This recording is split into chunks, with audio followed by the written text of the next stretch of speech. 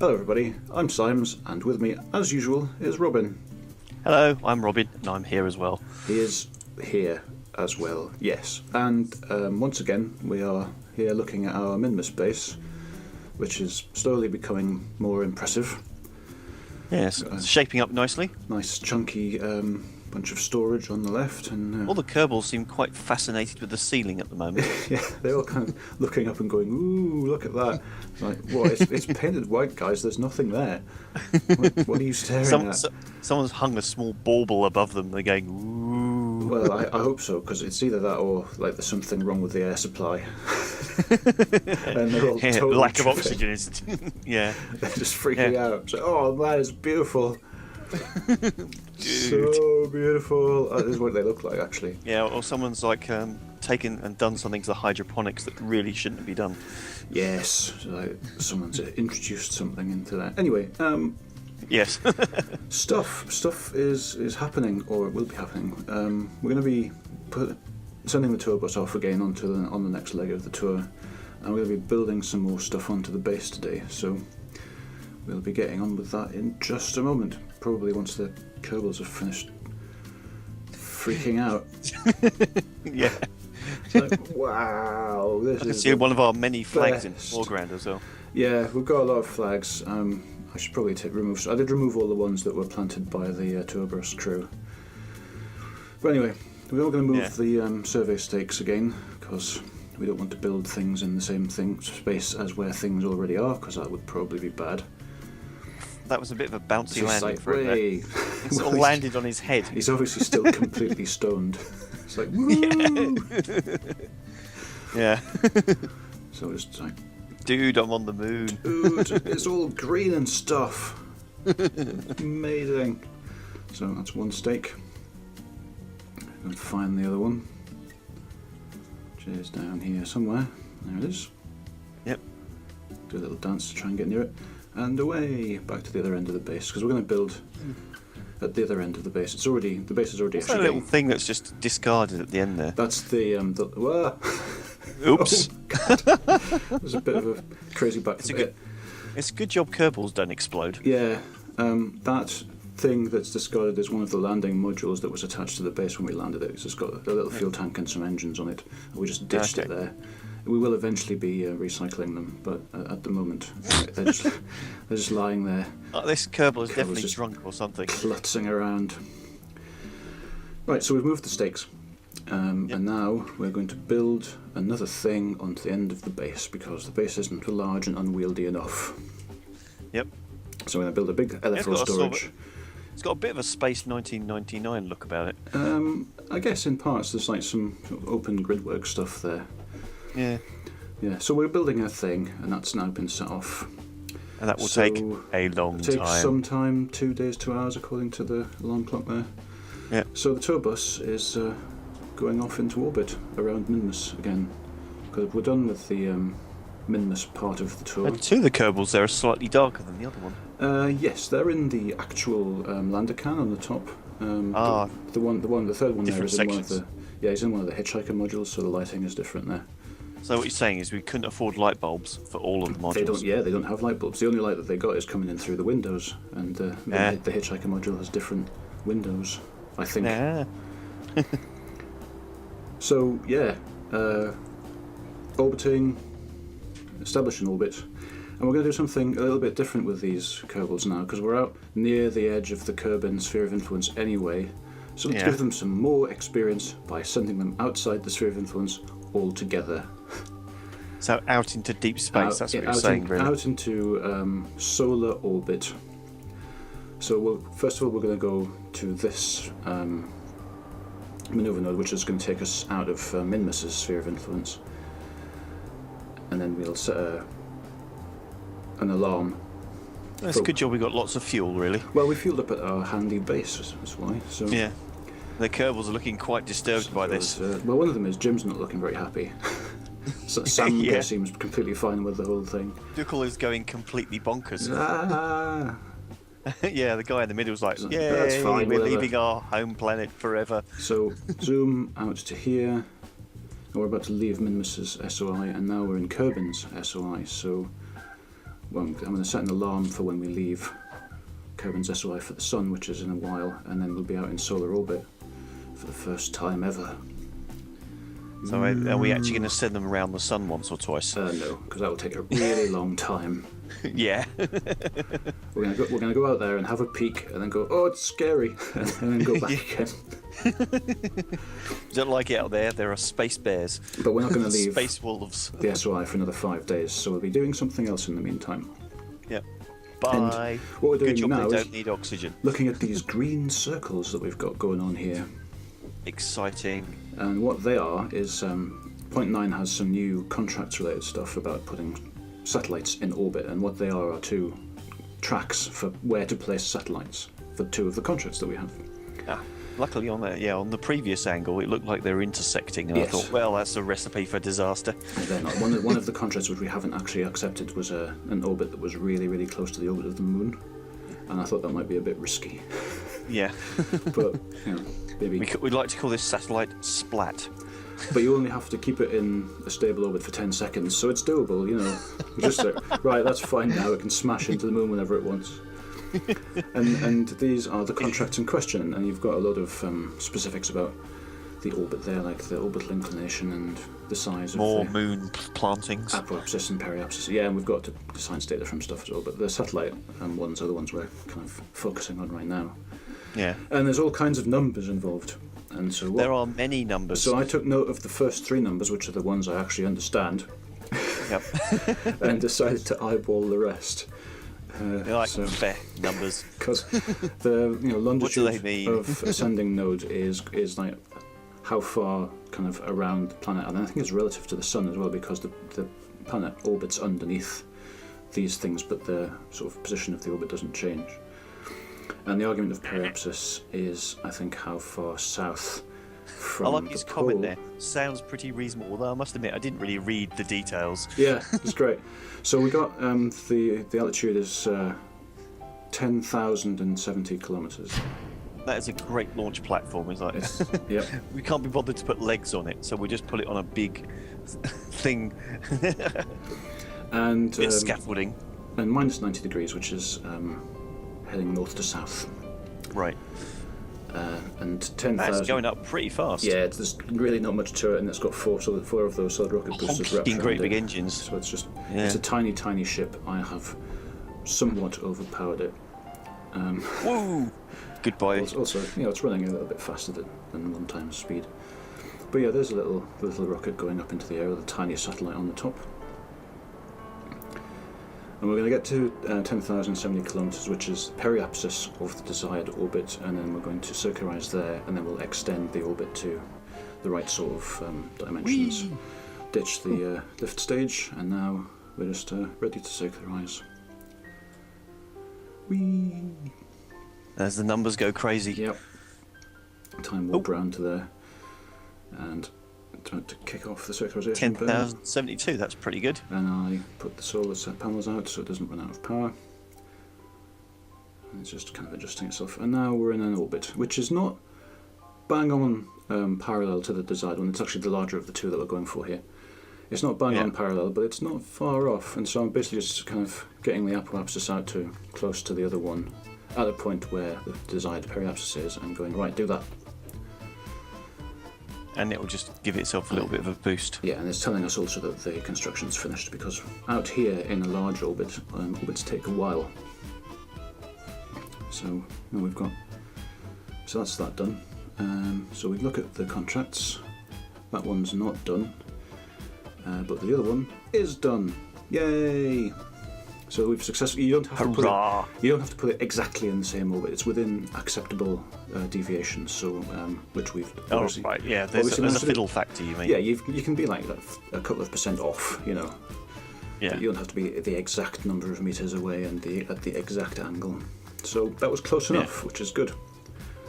So what was that then? Cash or prestige? Or Mainly cash. big hats? Well, we can buy some big hats with the cash. So. Yeah. Make a giant flying hat, space hat. Giant space hat. We could totally do that. Because we don't have to worry about liftoff from an atmosphere, or at least we won't. And from here, and we soon won't have to worry about lifting off at all. So then we can start making ridiculously shaped things and have a slim Oh yeah, chance because of having Mun them hasn't got fly. very much. It's Minmus, isn't It's it? Minmus, yeah, and the gravity is very, very So low. it doesn't really have much atmosphere. It has no atmosphere at all.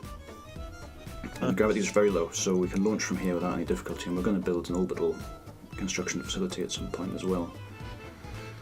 So we've finished building this other base module, which is another LFO store with an absolute crap ton of drills attached to it. As you can see, there's a lot of drills Yeah, on it's there. basically like It's that little bit of. I mean, the reason for choosing that particular fuel tank is because it was large enough to put all those drills on. That was basically why I chose that as the centre of the thing. The fact that it holds liquid fuel and oxygen is just another nice bonus, but it was mainly about the space for putting drills on. So we'll link it up with the pipe. Now it's connected. Dilming goes back into the base again. Does a little backflip.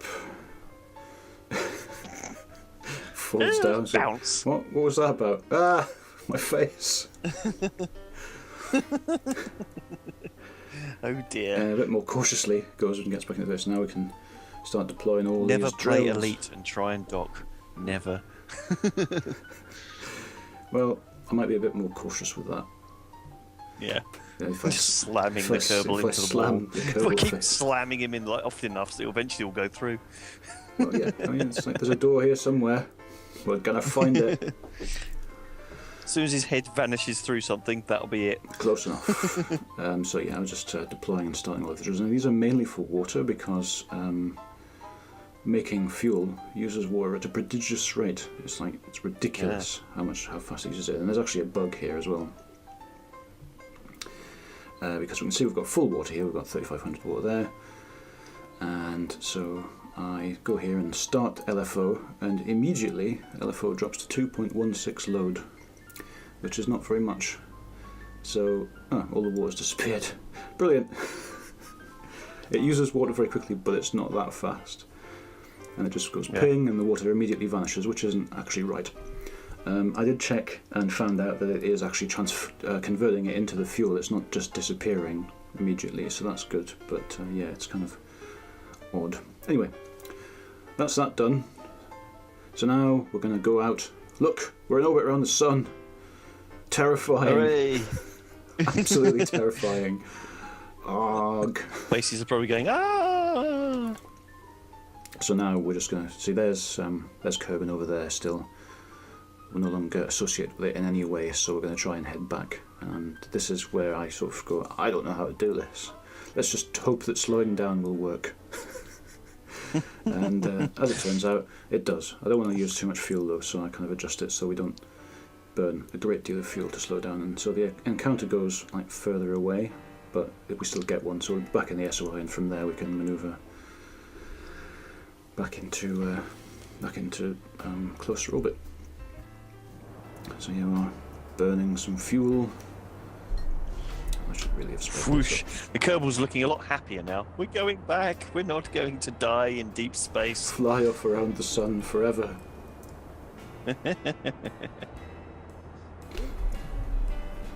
And yeah, should probably have sped this up a bit, but I forgot how slow this ship was. Chug, chug, chug. But anyway, yeah, so yeah, they all look actually a lot happier. Samga's really happy, wow. It's like, yes! Something's happening, I don't know what it is, but it's brilliant. And everyone else is just kind of chilling, you know, Jim and Dude Cal there. Oh, Jim's giving a brief round of applause, that's nice. Thank you. Thanks, Jim. Hooray. Having a little bit of a cheer. Bit of a dance. We're going back. Something that isn't space. I never wanted to be a spaceman anyway. No, exactly. So, so we're gonna now head for just time accelerate towards the encounter, which we've now got, and then I kind of go, how do I get back into an ordinary orbit with that? Because we're just about to escape again.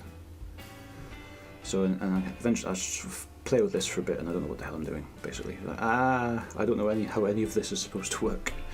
Screw it. Let's use the autopilot. There we go. Yeah. Problem solved. Just press a button. Just like you do it. This is what you're for. Go on with it. And Stuff goes the round. autopilot gives a very brief burn, 30 meters a second, which is not very much at all. Yeah, we got loads of fuel left as well. Yes. Oh, there's a bit of green light over the first over Ducal there for a moment. Yeah, that's the autopilot light. The autopilot has a green light on it when it's active. Yeah, the middle Kerbal just doesn't seem to be phased by anything. Whatever. And now we're in orbit. I can see a monster Around Kerbal again. Yeah, So I'm trying to set up and see if we can intercept the moon without having to do any more stuff, which I think is really clever, and I don't actually notice what's gone wrong with this.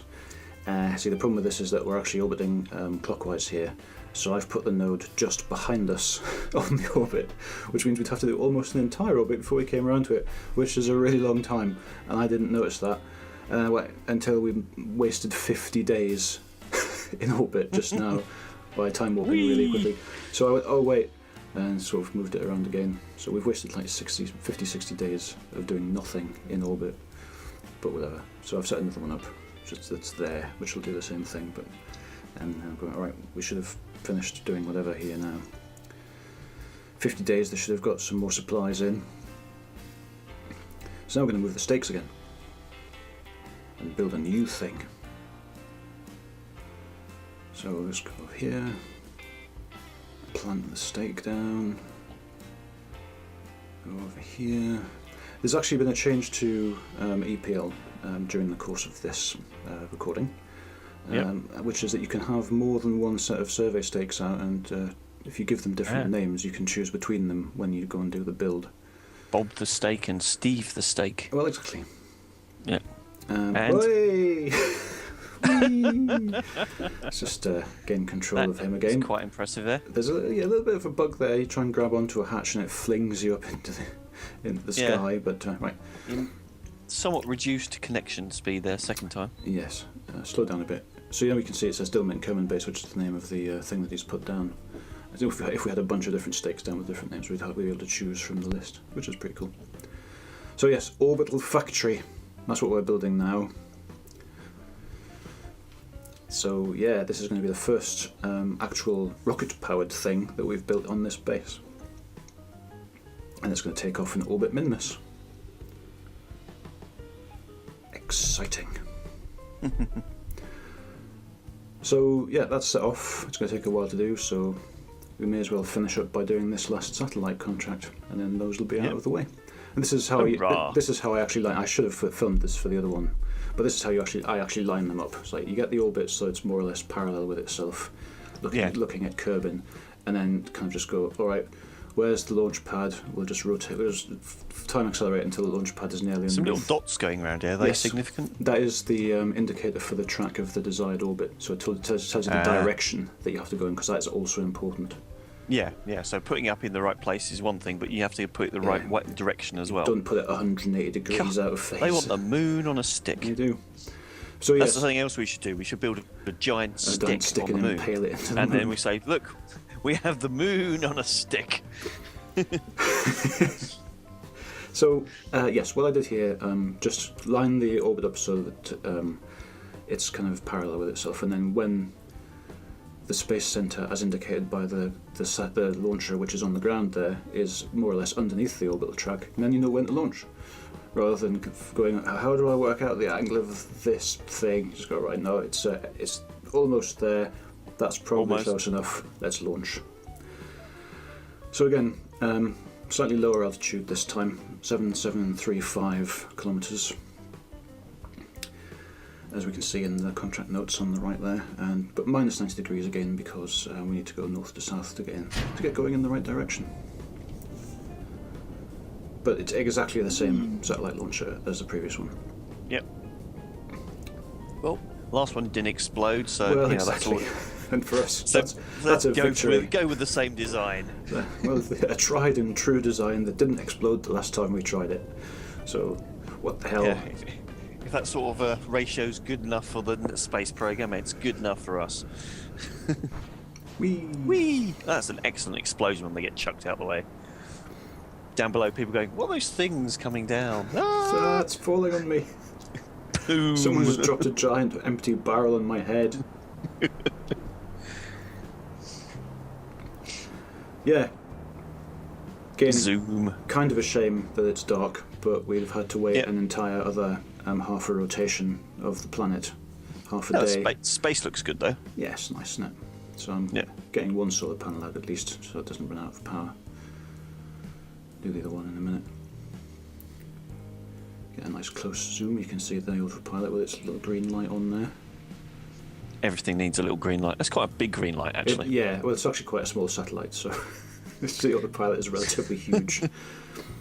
That's about what size of a dustbin then? Something, yeah, I don't know. So anyway, same thing again. At the periapsis of the desired orbit, adjust so we get the apoapsis more or less in the right place and the right size. Just tweak it. I now start doing that thing that I do, which is obsessively tweaking it. Look, it's fine, just do it. We can fix it in a minute if it's wrong. And go. Zoom. And we're about to adjust the orbit again. And you keep an eye on the contracts thing in the top. Yeah, it doesn't look like stuff's really moving very much, but no, it didn't really change. But you can see that all 3 ticks have lit up, so we've successfully completed the contract. Hooray! More cash for us. 138,000, in fact. So, not bad. It seemed very much for putting a satellite in orbit, really. Yeah, it wasn't a very expensive satellite, though. It cost like 25 grand to launch it or something, so it's all profit. Very minimal experiment inside it or something. Yes, there's a thermometer on the side. That's all it's got. It's got a thermometer on one side and an antenna on the other, so that you can take temperature readings and send them back. And that's our readings are back. What?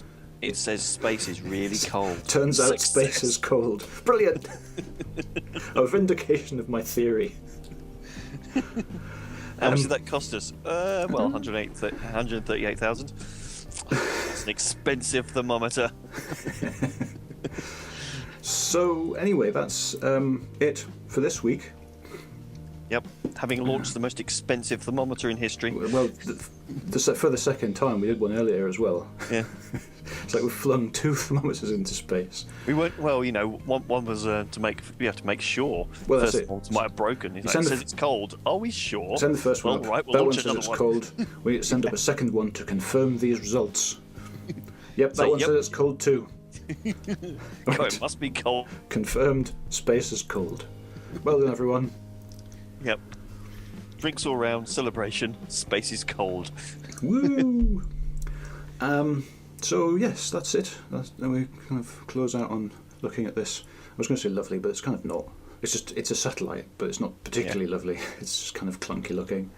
There's a nice spacey background. But yeah, that's nice. With a little bit of a nebulae or nebulae. Nebula hovering in the background. Or whatever it is in the background. And next time we will probably be completing the construction of and then launching our orbital spacecraft construction facility, which would be nice. Constructing a constructor. We're building something that will build things. And then we can use some recursion going on we there. can use that to build more things that can build more things, maybe, if we want to. We might not go that far. Yeah. But we can then, once we can build stuff in orbit, we can build very, very big spaceships that don't have to worry about taking off at all. Just ships that are purely about staying in orbit and in interplanetary space. Because we do at some point want to go to another planet. Yeah. And we've burned 60 days of our available time because I screwed up. So it's becoming a little bit more urgent now. Yeah. So we'll try and get that done at some point. Build a really, really big rocket. Build a huge spaceship. It'd be great. Yeah. Anyway, do you have any queries at this stage? Can we put that big stick on the moon? We can certainly look into putting a big stick on the moon. I think it's important for the space We program. can possibly build a smaller stick, a prototype stick. Yeah. On Minmus. Well, we've built flags, so we've done like twigs. Yeah, there's tiny sticks. So we've got sticks on the moon. And I suppose if you should just grab hold of the stick and then, because the gravity is so low, lever yourself up into the sky. You can say, "Look, I have the moon on a stick." Yep. Anyway, all right. So I feel that's important. We will certainly put that on the agenda as well. Then, Moon on Stick project. Yep. But apart from that, that's it for us for this time. So thanks for watching, and tune in next time. Bye. Toodaloo. Ciao.